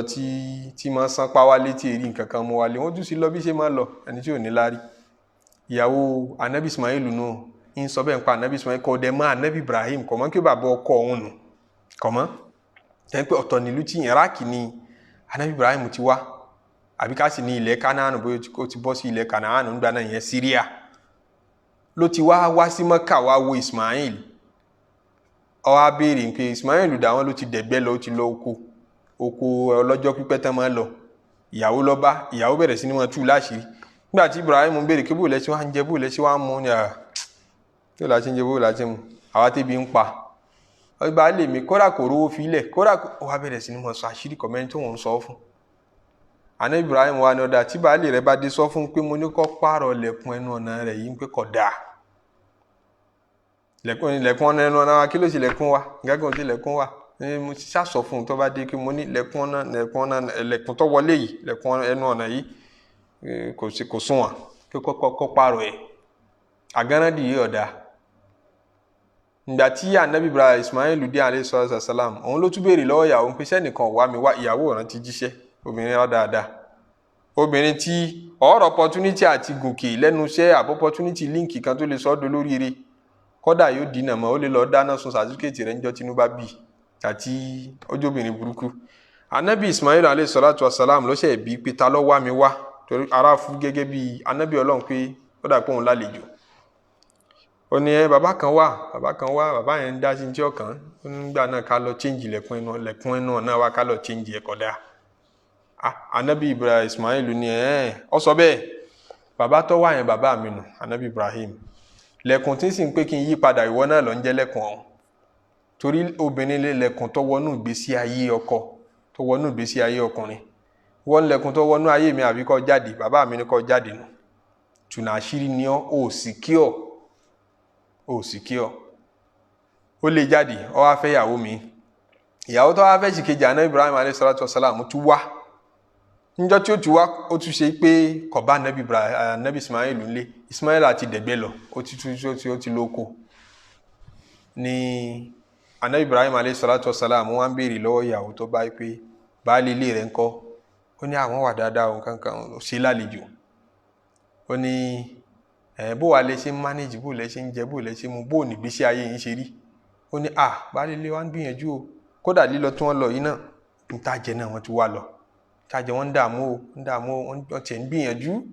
ó wá sọ̀rọ̀ anabi Ismail alayhi salatu wasalam dáadáa fún anabi Ibrahim wa ni ọ̀dà èmi ò ní lè dúró mọ́ màá tún padà wá àmọ́ sọ fún baálé ilé rẹ̀ kí mo ní lẹ̀kùn ẹnu ọ̀nà yìí dáa pọ̀ lẹ̀kùn yín dáa pọ̀ kó má jẹ́ lẹ̀kùn yìí ó bàjẹ́ o ó jẹ́ àsọkalẹ̀ anabi Ibrahim. Ismail dé ara tún fún òun lálejò sẹ́nìkan wá yín wá o bàbá yẹn dàgbà báyìí pàtó sì dé olóhùn ò lè dúró mú náà kún tiẹ̀ dúró kán tiẹ̀ nípẹ́ dé àwọn ò lè dúró àwọn kanjú